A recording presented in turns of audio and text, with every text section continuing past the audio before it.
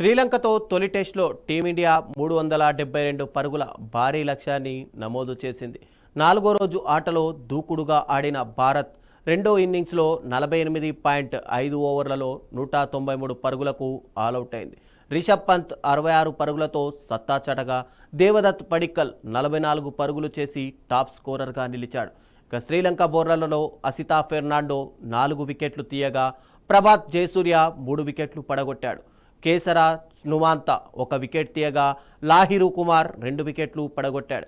ఇక భారత్ తొలి ఇన్నింగ్స్లో 178 పరుగుల భారీ ఆధిక్యం సాధించడంతో శ్రీలంక ముందు 372 పరుగుల భారీ లక్ష్యం నమోదైంది.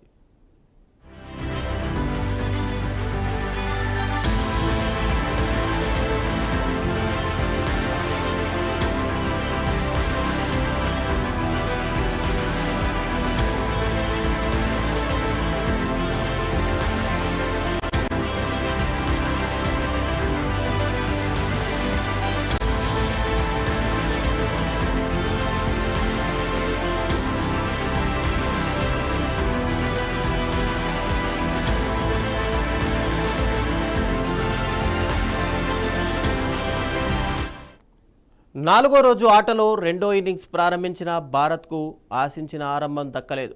యశస్వి జైస్వాల్ మూడో బంతికే డకౌట్ కాగా కేఎల్ రాహుల్, దేవదత్ పడిక్కల్ వేగంగా పరుగులు చేశారు. ఈ క్రమంలో రాహుల్ను ప్రభాత్ జయసూర్య అవుట్ చేయగా పడిక్కల్ను కేసరా నువంత పెలిమియన్ చేర్చాడు. దాంతో భారత్ 116 పరుగులకు 4 వికెట్లు కోల్పోయిన స్కోర్తో లంచ్ బ్రేక్కు వెళ్ళింది.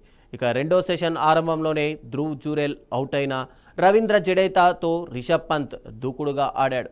ఇక ఈ క్రమంలో 53 బంతుల్లో రిషబ్ పంత్ హాఫ్ సెంచరీ కూడా పూర్తి చేసుకున్నాడు.